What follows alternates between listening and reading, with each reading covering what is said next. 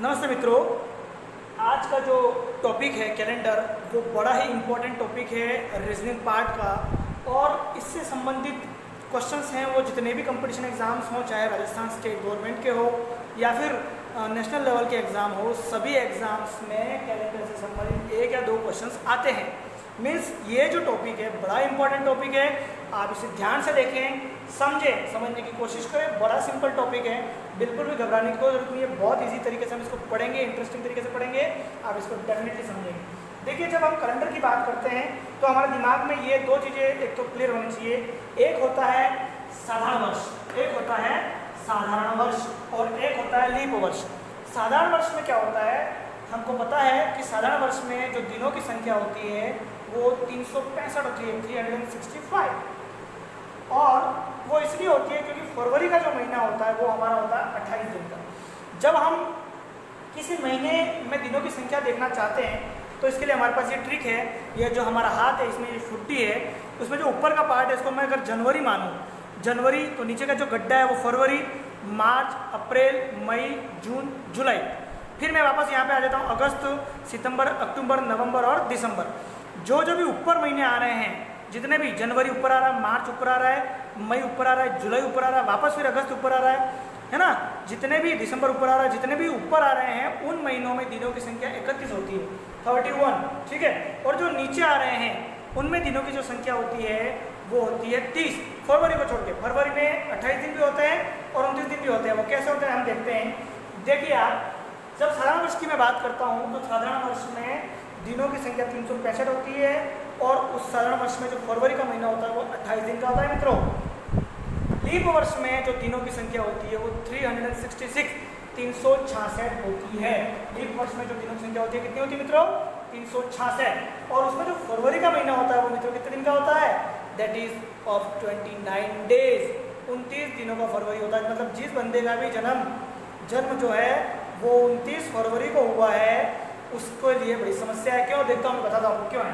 अब साधारण वर्ष तो हर साल आता है, लेकिन लीप वर्ष जो होता है ना, वो 4 साल में एक बार आता है। 4 साल में एक बार। जैसे आपको पूछे कि लीप वर्ष में कोई साल लीप वर्ष है या नहीं, आप कैसे पता लगाओगे? तो उसके लिए आपको क्या करना है, उस साल में 4 का भाग दे देना है। अगर 4 का भाग पूरा चला जाता है, कोई रिमाइंडर नहीं रहती है, कोई शेषफल नहीं बचता है, तो वो लीप वर्ष है। फॉर एग्जाम्पल, अभी जो है वो 2020 है, मैं 2020 में 4 का भाग लगाता हूँ तो मेरा जो रिमाइंडर आता है, रिमाइंडर जिसको हम बोलते हैं शेषफल, वो मेरा कितना था मित्रों? वो 0 आता है। क्यों? क्योंकि 2020 में 4 का भाग पूरा चला जाता है, मतलब लीप वर्ष हुआ। 2020 क्या हुआ? लीप वर्ष। 2020 में क्या हो गया? लीप वर्ष। 2019, इसमें फरवरी कितना होगा? इसमें फरवरी 29 दिन का होगा मित्रों, ध्यान रखना। देखो, 2019 में मैं 4 का भाग लगाता हूँ तो मेरा जो रिमाइंडर होता है आर, वो बचता है 3। मेरा इसमें आप अपना भाग लगा के देखना, 2019 में 4 का भाग लगाओगे तो आपका जो रिमाइंडर रहेगा वो क्या रहेगा? 3। यानी कि ये मेरा लीप वर्ष नहीं हुआ, ये मेरा साधारण वर्ष हुआ। इसमें मेरा जो मेरा फरवरी था वो 28 दिन का हुआ। अब मित्रों, इसका मतलब ये होता है कि लीप वर्ष हर 4 साल में, हर चौथे साल में एक बार आता है। हर तीन साल जो रहेंगे वो साधारण वर्ष रहेंगे, चौथा साल जो रहेगा वो मेरा लीप वर्ष रहेगा। 2016 की अगर मैं बात करूँ तो ये मेरा क्या था? लीप वर्ष, क्योंकि 4 का भाग पूरा जा रहा है। 2012 की बात करूँ, लीप वर्ष। 2000 की बात करूँ, लीप वर्ष। 1996, 1996 की बात करूँ, लीप वर्ष। 1992 की बात करूँ, लीप वर्ष। 1980 की बात करूँ, लीप वर्ष, क्योंकि 4 का भाग पूरा जा रहा है। इसके अलावा जितने भी साल है, 1981, 82, 83, 1985, 87 और 89, 2001 है ना, 2002, 2003, 2005 है ना, 2019, 2018, ये सारे जो है वो साधारण वर्ष है, ठीक है। क्योंकि 4 का भाग पूरा नहीं जा रहा है, कुछ न कुछ रिमाइंडर शेषफल हमारा रह रहा है, ठीक है। अब जो बंदा 29 फरवरी को जन्म लेता है तो निश्चित तौर पे वो हर साल अपना बर्थडे नहीं मना पाएगा, वो हर चौथे साल में अपना बर्थडे मनाएगा, मतलब ग्रैंड बर्थडे रहेगा उसका। मित्रों देखिए, ये तो साधारण वर्ष और लीप वर्ष का कॉन्सेप्ट हो गया। अब मैं बात करता हूँ विषम दिन। विषम दिन जो होता है, ऑड डेज बोलते हैं, क्या बोलते हैं मित्रों? ऑड डेज, इसको बोलते हैं ऑड डेज, विषम दिन, ठीक है। विषम दिन का कॉन्सेप्ट क्या होता है? विषम दिन का मतलब ये होता है कि हमें पता है एक सप्ताह में 7 दिन होते हैं, सोमवार से लगा के रविवार तक 7 डेज होते हैं हर वीक में। हम क्या करते हैं, जब भी हमें ऑड डेज पूछे तो हम क्या करेंगे? हम करेंगे 7 का भाग, उस संख्या में 7 का भाग लगाएंगे, जो हमारा शेषफल रहेगा वही हमारा ऑड डेज है, विषम दिन है। जिस संख्या में जो हमें संख्या दे दी और हमें पूछ लिया कि इसमें विषम दिन क्या होंगे, ऑड डेज कितने होंगे, तो हमें उसमें 7 का भाग लगाना है। जो मेरा शेषफल आता है वही ऑड डेज होगा। देखो मित्रों, हम एग्जांपल लेते हैं। अब एग्जांपल से इसको और अच्छे से समझेंगे। देखिए पहला एग्जांपल मैं ले रहा हूँ, एग्जांपल नंबर फर्स्ट। 1 अक्टूबर को रविवार है, तो 1 नवंबर को कौन सा वार होगा। हमें 4 ऑप्शन दे दिए जाएंगे और हमें उसको टिक करना होगा। देखो 5 से 10 सेकंड का ये क्वेश्चन देखिए। 1 अक्टूबर को क्या है, रविवार है। 1 नवंबर को क्या वार होगा। जब भी हमें इस तरह के क्वेश्चन आते हैं, हमें क्या करना है, सबसे पहले हमें दिनों की संख्या निकालनी है। क्या करनी है, दिनों की संख्या निकालनी। देखिए अब आपको पता है अक्टूबर का जो महीना होता है उसमें कितने दिन होते हैं। देखिए अक्टूबर के महीने में कितने दिन होते हैं, आप देखिए जनवरी, फरवरी, मार्च, अप्रैल, मई, जून, जुलाई, अगस्त, सितंबर, अक्टूबर। अक्टूबर मेरा कितने महीने का ऊपर है ना, तो अक्टूबर मेरा जो है वो कितने दिन का है, 31 दिन। ठीक है, लेकिन 31 दिन होते हैं। 31 में से मैंने 1 माइनस कर दिया। मैं 1 अक्टूबर को नहीं गिन रहा हूँ। मैंने आपको बताया 1 अक्टूबर का जो महीना है, अक्टूबर का जो महीना है उसमें मुझे दिनों की संख्या निकालनी है। यहाँ पे मैंने अक्टूबर में 31 दिन होते हैं। 1 अक्टूबर को मैंने नहीं गिना है, मेरा ये नहीं हो गया, ये मेरा 30 हो गया। 30 दिन हो गए मेरे अक्टूबर महीने में। कितने हो गए मित्रों, 30 दिन। अब मैं बात करूंगा नवंबर की। अब नवंबर में से 1 नवंबर को पता लगाना है। अब 1 नवंबर है, यानी कि मेरा 1 नवंबर से 1 ही दिन में काउंट करूंगा। अब मैं टोटल दिन गिन लेता हूँ। टोटल दिन कितने हुए मेरे, इन दोनों तारीखों के बीच में टोटल दिन मेरे हुए 30 + 1 यानी कि 31 दिन। अब चूंकि मैं वार निकलना है, हमको पता है एक सप्ताह में 7 दिन होते हैं, तो जितने दिन हमारे आते हैं उसमें हम 7 का भाग लगाते हैं। यहाँ पे 7 का भाग 31 में कितनी बार जाएगा, 28, 4 बार। और यहाँ पे शेषफल मेरा आया 3। मेरे लिए कैलेंडर में जब भी अपन बात करते हैं, हमारा जो शेषफल होता है वो इम्पोर्टेंट होता है, न कि भागफल, है ना। Reminder is the most important factor in the point of view of the calendar. Calendar में इंपॉर्टेंट जो है वो शेषफल का है, रिमाइंडर का है। मेरा रिमाइंडर आया 3। अब देखो यहाँ पे रविवार दे रखा है हमको, हम आगे बढ़ रहे हैं। अक्टूबर के बाद नवंबर आता है, हम आगे बढ़ेंगे। रवि के बाद हमको पता है सोम के बाद क्या आता है, मंगल के बाद क्या आता है, बुध के बाद क्या आता है, गुरु, है ना। गुरु के बाद शुक्र के बाद शनि के बाद वापस रवि। अब देखिए आप यहाँ पे मेरा जो शेषफल कितना आया, 3। तो मैं यहाँ पर करूँगा 1, 2, 3। तीसरे नंबर मेरा बुधवार है, यानी कि 1 नवंबर जो हमको दे रखा है, 1 नवंबर को जो वार रहेगा वो रहेगा बुधवार। वो क्या रहेगा मित्रों, बुधवार रहेगा। 1 नवंबर को हमारा जो वार रहेगा वो क्या रहेगा, बुधवार। अब एक चीज आप कॉन्सेप्ट को क्लियर कर लो। यहाँ पे मैंने 1 अक्टूबर को गिना नहीं गिना, मैंने उस दिन को गिना था नहीं गिना था, तो इसीलिए मैंने यहाँ पे रविवार को भी नहीं गिना। बच्चे स्टूडेंट जो होते हैं यहाँ पे कंफ्यूजन करते हैं। इसको अब आपको सीधा सा ये चीज पकड़े, जो तारीख हमको दे रखी है, जिसका वार दे रखा है, उसको गिनना नहीं उस दिन को। यहाँ पे जब वो वार लिखो तो उस वार को भी नहीं गिनना है। शेषफल को आगे बढ़ाते जाओ, जो भी हमारा आता है शेषफल वही हमारा दिन, उस दिन को वही वार हमारे दिन को रहेगा मित्रों। इसमें हम और एग्जाम्पल करते हैं। देखो यहाँ पे मैं एक और एग्जाम्पल ले रहा हूँ, देखिए आप इस एग्जाम्पल को। इसमें क्या हो रहा है, 30 जनवरी 2013 को बुधवार है, तो 2 मार्च 2013 को क्या वार होगा। क्वेश्चन क्या है, 30 जनवरी 2013 को बुधवार है, 2 मार्च 2013 को कौन सा वार होगा। देखिए मित्रों, आपको ये उसी साल की बात हो रही है। 30 जनवरी यानी कि जनवरी में मेरे को दिन ही निकालना है दोनों डेट्स के। ये डेट है, दोनों डेट के बीच में कितने दिन हो रहे हैं ये मुझे निकालना है। देखिए आप, ये जनवरी है। अब जनवरी में कितने दिन है मेरे पास, मैंने आपको पहले ही बोला कि आपको जो तारीख दे रखी है, जिसका वार दे रखा है, उसको नहीं गिनना है। यानी कि 30 जनवरी को मुझे नहीं गिनना है। अब जनवरी में 31 जनवरी आती है, हमको पता है, तो 1 दिन हो गया जनवरी का। तो जनवरी महीने मुझे कितने दिन गिनने, 1 ही दिन गिनना है। अब बात आ जाती है फरवरी महीने। फरवरी महीने में कितने दिन होंगे। जब भी फरवरी महीने आता है तो हमको थोड़ा सा होल्ड करना है, ठीक है, रुक जाना है। क्यों रुकना है, क्योंकि फरवरी गड़बड़ करती है। फरवरी में 28 भी होते हैं, 29 भी होते हैं, ठीक है। हमें देखना है कि 28 या 29 से क्या देखना पड़ेगा, हमें देखना पड़ेगा साल, क्या वो साल साधारण है या लीप है। देखो अगर वो साधारण है तो फरवरी 28 दिन का होगा, अगर वो लीप है तो फरवरी 29 दिन का होगा। यहाँ पे कौन सा साल दे रखा है, 2013 लीप है या नहीं, मुझे देखने के लिए क्या करना पड़ेगा, 4 का भाग लगाना पड़ेगा। मैं 2013 में 4 का भाग लगाता हूँ, तो मेरा जो शेषफल रिमाइंडर जो आता है, रिमाइंडर आर, वो कितना था मित्रों, आप करना भाग लगाना। 2013 में 4 में भाग लगाते हो तो आपका शेषफल 1 आता है, रिमाइंडर 1 आता है। इसका मतलब ये हुआ कि ये जो है वो साधारण वर्ष है। क्या वर्ष है ये? साधारण, है ना? ये कौन सा साल है? साधारण वर्ष। साधारण वर्ष में फरवरी कितने दिन का होता है? फरवरी जो होता है वो 28 दिन का होता है। मतलब हमारे जो फरवरी के दिन में कितने दिन होंगे इस महीने में? 28 दिन। अब मुझे निकालना है मार्च, और कितने का? 2 मार्च। मतलब मैंने आपको बोला था इसको तो गिनना है। मार्च में 1 तारीख 2 तारीख, 2 ही दिन की गिनना है, ज़्यादा दिन हमको गिनना है, तो हमको 2 मार्च का निकालना है।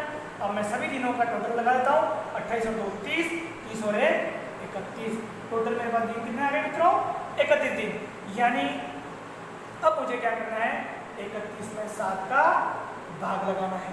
31 में 7 का भाग लगा, कितनी बार गया? 7 को 28, 7 4 28। शेषफल मेरा आया 3।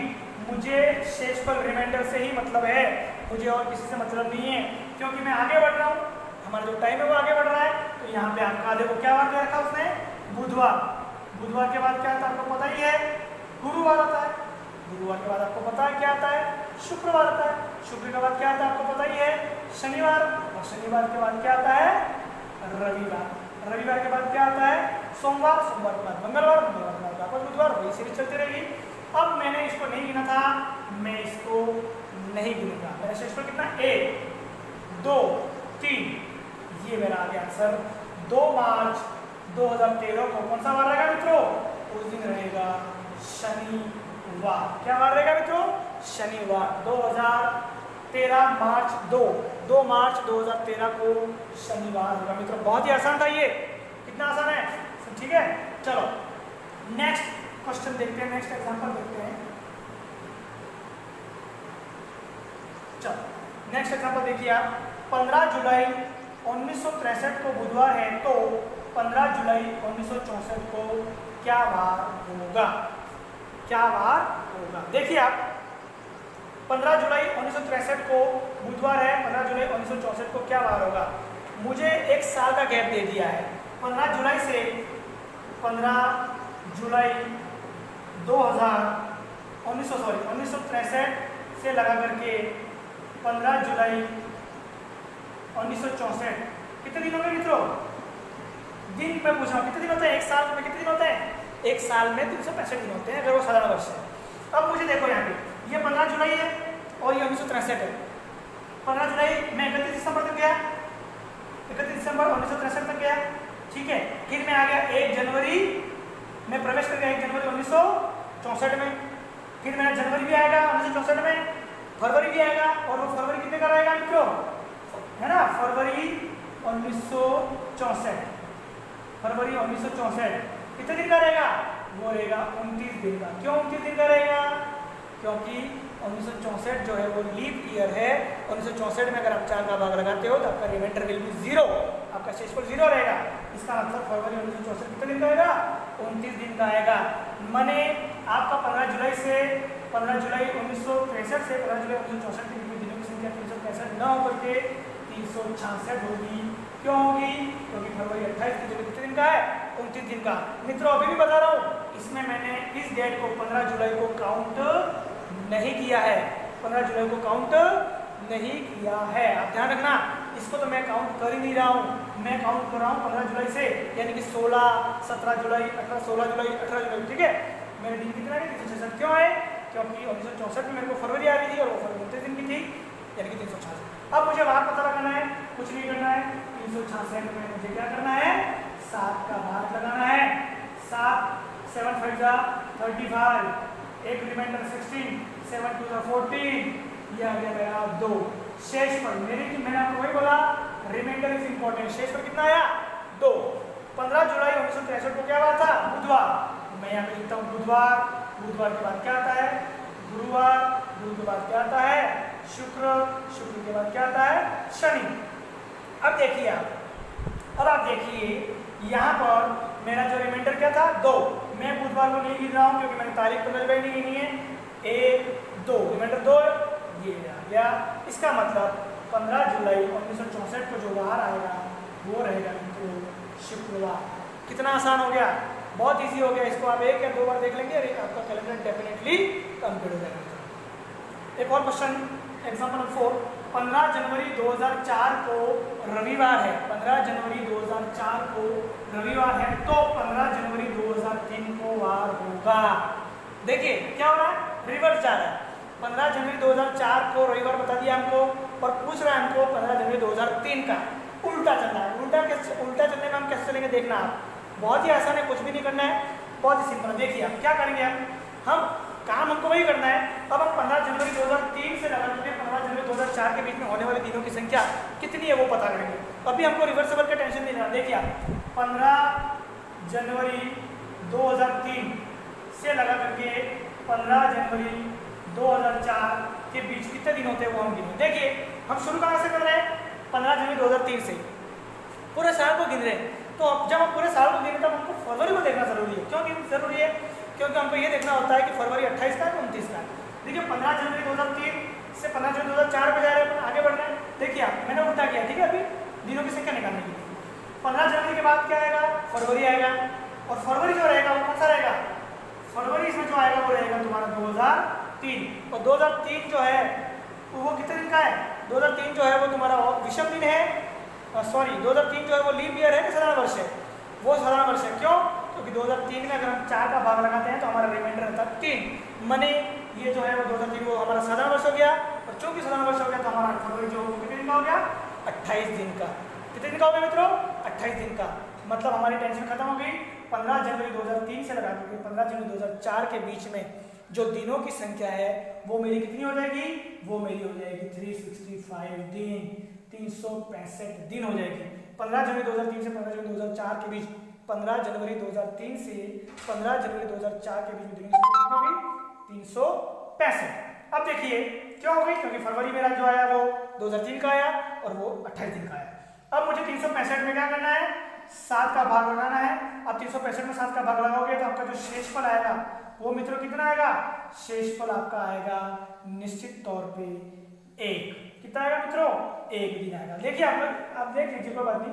367 ये आपका 5 बार हो गया, 35 1 कैरी 5 2 बार 14, तो आपका शेषफल कितना आ गया, 1 शेषफल आ गया। अब मैं देखिए अब शेषफल मेरा रिमाइंडर जो है वो शेषफल कितना आ गया, 1। अब क्या होगा, देखो यहाँ पर रविवार था, रविवार मैं उल्टा चलूंगा। रविवार के पहले क्या आता है, शनिवार, शनिवार के पहले क्या आता है, शुक्रवार, शुक्रवार के पहले क्या आता है, गुरुवार। ठीक है, अब मैं ऐसे चलूंगा। क्यों, क्योंकि यहाँ पे जो डेट है वो क्या हो रही है, पीछे जा रही है, रिवर्स जाना है। रविवार को मैंने गिना था, मैंने यहाँ पे 15 जनवरी का दिन नहीं गिना मित्रों। अगर मैं 15 जनवरी का दिन गिनता तो यहाँ पे जो दिनों की संख्या वो क्या हो जाती, 366 हो जाती। मैंने इसको पहले ही बोला है, मैं इसको नहीं गिन रहा हूँ। मैं जब इसको नहीं गिन रहा हूँ तो मैं क्या रविवार को गिनूंगा, नहीं गिनूंगा। मेरा शेषफल कितना, 1। यहाँ पे 1 2 3 ऐसा था, लेकिन मेरा शेषफल कितना आ रहा है, शनिवार है ना, 1 है, 1 मतलब शनिवार। माने 15 जनवरी 2003 को जो वार रहेगा वो मित्रों क्या रहेगा, वो आपका रहेगा शनिवार। वो आपका क्या रहेगा मित्रों, शनिवार। That is your answer.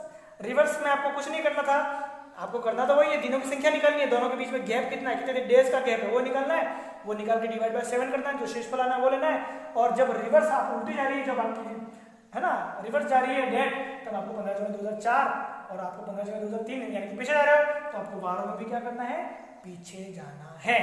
रविवार के पहले क्या था, शनिवार, शनिवार के पहले शुक्रवार, तो मेरा शेषफल 1 था, 1 यानी शनिवार। ये मेरा आंसर। बहुत ही बढ़िया क्वेश्चन है, एग्जांपल नंबर 5, पांचवा एग्जांपल हम देख रहे हैं। बहुत ही बढ़िया एग्जांपल है। देखिए आप 17 दिसंबर 1899 को अगर शनिवार है तो 22 दिसंबर 1901 को कौन सा वार रहेगा।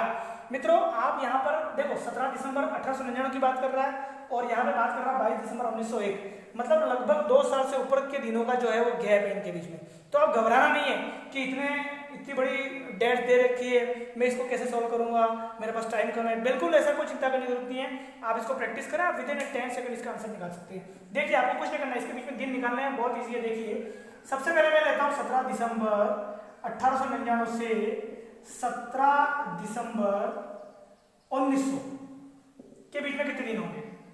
ठीक है, 17 दिसंबर 1899 से 17 दिसंबर 1900 के बीच में कितने दिन होंगे, यानी कि मैंने कितना लिया, 1 साल लिया। अब मैं 17 दिसंबर को तो काउंट नहीं कर रहा हूं, मैंने आपको पहले ही बोला 17 मैं स्टार्ट कर रहा हूं 18 दिसंबर 18 19 20 21 से। ठीक है, 18 17 को मैं काउंट नहीं कर रहा हूं, तो इन दोनों के बीच में जो मेरा गैप रहेगा वो मित्रों कितना रहेगा, वो मेरा रहेगा मित्रों इन दोनों के बीच में मुझे दिन निकालने हैं, तो इन दोनों के दिन निकालने के लिए मुझे ये देखना पड़ेगा मेरा फरवरी कितने दिन का। अगर फरवरी 28 दिन का है तो मेरे 365 दिन होंगे, अगर मेरा फरवरी जो है वो 29 दिन का है तो मेरे 366 दिन होंगे। अब 17 दिसंबर से मैं आगे बढ़ रहा हूँ, ठीक है। 17 दिसंबर यानी कि दिसंबर का 1899, ठीक है, दिसंबर 1899 खत्म हो गया। अब मैं आ जाऊंगा जनवरी 1900 में आ जाऊंगा, जनवरी 1900 है ना, जनवरी फरवरी 1900, मार्च 1900, अप्रैल अगस्त सितंबर अक्टूबर नवंबर 17 दिसंबर 1900, यानी कि इसके बीच में जो मेरा जनवरी आ रहा है वो कौन सा आ रहा है, 1900 का आ रहा है। और 1900 क्या है, लीप वर्ष है नहीं है, बिल्कुल ये क्या है, लीप वर्ष है। क्या है मित्रों, लीप वर्ष है। जैसे ही मुझे पता पड़ा जनवरी 1900 लीप वर्ष का है तो मेरा फरवरी जो है वो कितने दिन का हो गया, वो मेरा हो गया 28 दिन से नहीं, ये मेरा हो गया 29 दिन का। 1900 में आप चाका भगाओ पूरा जाएगा, रिमाइंडर 0 हो जाएगा।